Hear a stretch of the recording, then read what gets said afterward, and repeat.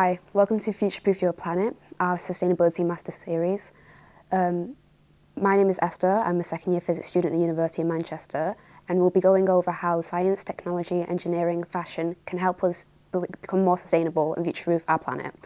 This week's format has changed a bit, so instead of having our academic after the video, she'll be in the comment section answering your questions.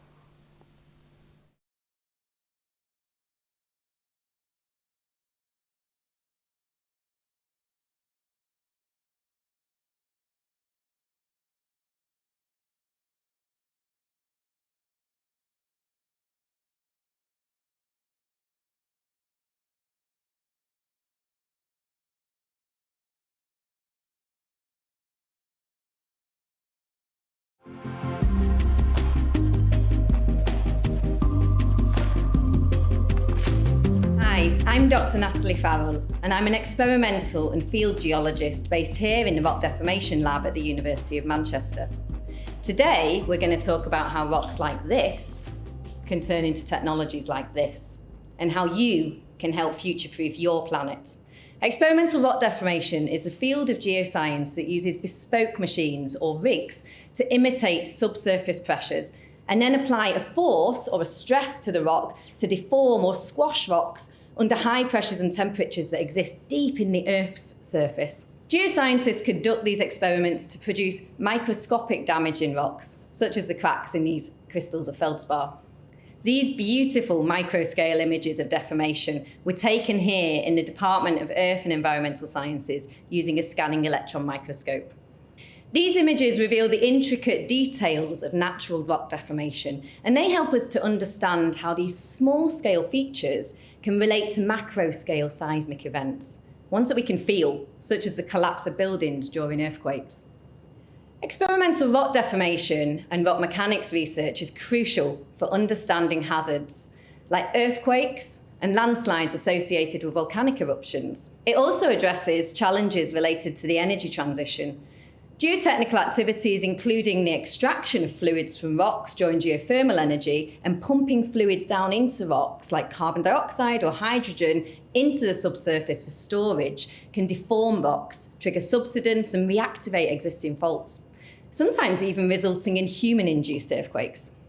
My current research focuses on lithium, a critical metal in the energy transition. Lithium is the essential element in lightweight, energy-dense batteries needed for rechargeable energy storage.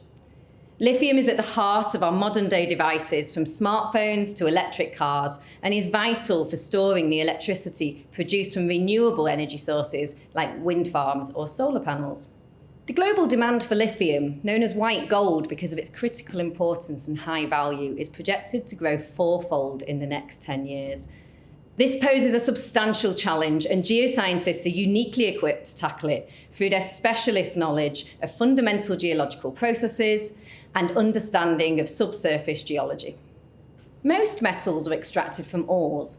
Ores are naturally occurring rocks that contain significant amounts of metal compounds, which can be mined and processed and used in various industrial processes and products. For example, iron from hematite, aluminium from bauxite, and copper from chalcopyrite, and critical metals like lithium from rocks that can be found as worktops in many domestic kitchens, like this granite. Lithium is currently sourced from Australia from open pit mines and South America from salt lake brines. This extraction is environmentally harmful. It emits up to 15 tons of carbon dioxide for every ton of lithium. They are exploitative and unsustainable, and they use indigenous lands and consume and pollute their water resources. The growing geothermal energy industry in the UK has discovered high lithium concentrations in geothermal brines. These are the underground reservoirs of hot, mineral-rich water used for harnessing heat energy in geothermal power production. New techniques can extract lithium chloride from the geothermal brines for battery production. This aqueous mining offers an environmentally clean lithium source with minimal CO2 emissions, potentially offering a regulated and secure supply for nations with the right geology. Discoveries in the US, China, France, Germany, and the UK could reduce dependence on imported lithium and promote local economic growth in certain areas. Geothermal lithium extraction is innovative, and it paves the way for experimental geologists like me to explore sustainable extraction methods for other critical metals. Understanding how lithium became incorporated into the crystals as granites formed millions of years ago in huge volcanic magma chambers, and how later geological processes leached the lithium out of the crystals and into the surrounding waters are exciting scientific questions. They're at the University of Manchester, home to the UK's largest science and engineering facilities. Geologists like me are ready to investigate. In the context of critical minerals, rocks literally form the foundations of technological progress and resource management. Educating a new generation of geoscientists with fundamental knowledge of the Earth's processes and with an enthusiasm for exploration and getting out into the field is crucial, both for sustainable development in the energy transition and for innovation in scientific research. Skills taught in schools such as foundational knowledge of the Earth's physical processes in geography, understanding principles like thermodynamics and mechanics in physics, and understanding chemical processes in chemistry, as well as more artistic skills like spatial awareness and being able to visually analyse landscapes and interpret maps, all provide a solid foundation for studying geology and pursuing a career in this field. Hi, I'm Dr. Richard Kimber, a biogeochemist working in the Department of Earth and Environmental Sciences at the University of Manchester. Today, I'm going to talk about how metal recovery can help us future-proof your planet. We also investigate how these processes can be used to provide sustainable solutions to current UK and global challenges, such as cleaning up contaminated environments and transitioning to a more sustainable economy. One of the key challenges we face going forward is our increasing demand for metals, needed to maintain modern standards of living and to meet net zero targets. Metals are essential to our everyday lives, impacting everything from the gadgets we use to the infrastructure around us. Your smartphones, laptop and gaming console rely on metals like aluminium, copper and gold for their circuits and batteries. Metals will also play a critical role in the energy transition and our drive to achieve net zero. Put simply, metals are critical, both in modern life and for a greener future. However, the challenge for us is how can we meet this increasing demand and how can we ensure that demand is met sustainably?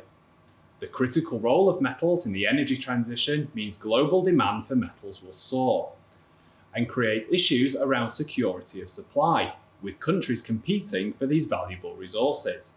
Our current approach to metal use typically follows a linear economic model. A linear economy is like a straight line. We take resources from the earth, make products, use them, and then throw them away. It's a take, make, waste approach. This creates a lot of waste and uses up our natural resources quickly. Therefore, a shift in thinking and behaviour is required if we are to meet our increasing demand for metals and reduce our impact on the environment. An alternative economic model to our current linear approach of take, make, waste is to try to keep the resources in use for as long as possible, creating a loop or circular economy, or more simply put, a make, use, recycle approach. By recycling more metals, we can not only conserve natural resources, but also decrease energy consumption and greenhouse gas emissions associated with metal extraction and processing. Certain bacteria possess the ability to respire metals, such as iron or even uranium, to gain energy, much in the same way that humans respire or breathe oxygen. By doing this, these bacteria can transform a range of metals from one chemical state to another. So, how do we apply our research to real-world issues? One example comes from our work with a major UK whisky manufacturer. The whisky industry contributes more than £7 billion to the UK economy. Copper is used extensively in whisky production, primarily in the construction of distillation stills, and plays an important role in developing the flavour and character of Scottish whisky. However, some of the copper is leached into the distillation residues that are removed before the whisky is aged and bottled. The residues are protein-rich and can be especially valuable as animal feed to livestock in remote locations. As copper can be toxic in high amounts, its presence in these residues may limit its use as a feed for livestock that may be sensitive to the copper content. Of course, copper itself also holds value as a useful metal for circuits, batteries, and even as a catalyst. Therefore, separating the copper from the whisky residue has the potential to convert an existing waste into two new value-added resources, copper metal and a copper-free, protein-rich animal feed. Using the magnetite produced by the bacteria, we can recover more than 99% of the copper from the whiskey residues. The copper absorbs or sticks onto the magnetite surface. The magnetite and copper can then be separated from the residues using a magnet, leaving behind a copper-free, protein-rich byproduct that can then be used as animal feed. So how can we help as individuals? We can support metal recovery and reuse by actively participating in recycling programs and making conscious consumer choices. Proper disposal of electronic waste and batteries at designated recycling centres ensures that valuable metals are recovered rather than lost in landfills. Embracing the principles of reduce, reuse and recycle can further reduce our metal consumption. Choosing durable products, repairing rather than discarding items, and supporting companies that use recycled metals in their manufacturing processes all contribute to sustainability. By advocating for policies that promote sustainable practices and making environmentally responsible decisions in our daily lives, collectively we can enhance the effectiveness of metal recovery and contribute to a more sustainable future. In this talk, I've explained some of the challenges related to our increasing demand for metals required to meet our transition to a greener society. A transition to a make, use, recycle or circular economy approach can help us meet this increasing demand by recovering metals from waste streams, converting today's waste into tomorrow's resources. However, to address these significant challenges, we're going to need a diverse approach to improving our supply of critical metals. Although metal recovery can help us here, we'll also need to explore sustainable solutions to enhance metal extraction.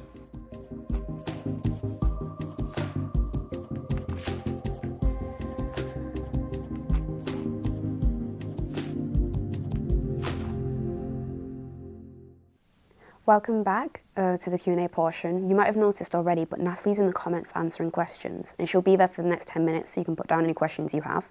As for any questions after that 10 minutes, Natalie or Richard will be able to come back tomorrow or on a later date to answer whatever questions you guys have. We'll have a session on Wednesday and another one next Monday and next Wednesday too, but you can come and join.